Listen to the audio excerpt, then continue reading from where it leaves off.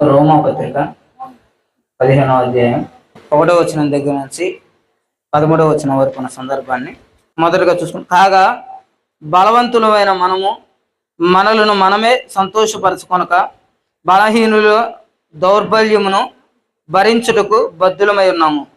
అపోస్తుడైన పౌలు రోమా ప్రాంతంలో ఉన్న సంఘానికి ఇలా రాస్తున్నాడు. మనందరం చాలా బలవంతులుగా ఉన్నారు, మీరు యవ్వనస్తులు ఉన్నారు, అన్ని రకాల వాళ్ళు ఉన్నారు. ఒకరిని ఒకరు సంతోషపరుచుకుంటూ కాక బలహీనులను, బలం తక్కువ ఉన్న వాళ్ళని, వాళ్ళ దౌర్బల్యాన్ని వహించడానికి మీరు బద్ధులై ఉన్నారు. ఏ విధంగా ఇది సాధ్యం అంటే, నేను బలవంతుణ్ణి, అన్ని పనులు నేను చేసుకోగలను, ప్రతి పని వల్ల నన్ను నేను సంతోషం పెట్టుకోగలను.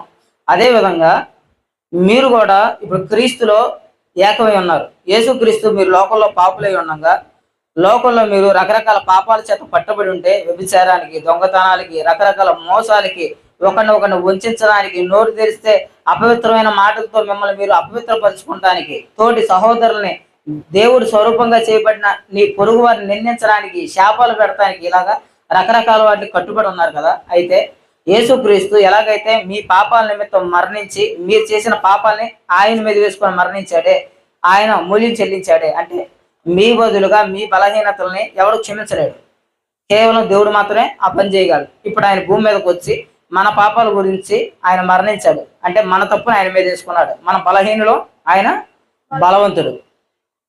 మన దౌర్బల్యాన్ని చూసి, మన హీన దిశను చూసి, మనం మరణించిన తర్వాత నరకానికి వెళ్ళిపోయే పరిస్థితిని చూసి ఆయన భూమి మీదకి వచ్చి మన బలహీనతల్ని ఆయన మీద వేసుకొని శిలువలో మరణించాడు. అదేవిధంగా ఈరోజు యేసుక్రీస్తు కృప ద్వారా ఈరోజు సంఘంలో కూర్చున్న మీరు నేను మనల్ని మనం సంతోషపరచుకోవడానికి, మనల్ని గొప్ప చేసుకోవడానికి కష్టపడకుండా, క్రీస్తు ఏ విధంగా అయితే బలహీనుల ఎడల జాలి చూపించాడు, అలాగే మీరు కూడా నీ పొరుగు వాడి ఎడల జాలి చూపించండి.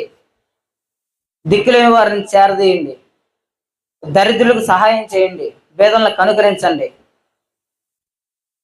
మీ బలం ద్వారా, మీ తెలివి ద్వారా మిమ్మల్ని మీరు గణపరుచుకోకుండా, అవి గణపరుచుకోండి, కానీ అవి కేవలం మీకు సొంతం మాత్రమే కాదు. క్రీస్తు ఏ విధంగా అయితే లోకాన్ని ప్రేమించాడో, అదేవిధంగా మీరు కూడా లోకంలో ఉన్న బలహీనుల్ని, ఏమి చేసుకోలేని వాళ్ళని, దిక్కులేని వారిని జ్ఞాపకం చేసుకోండి.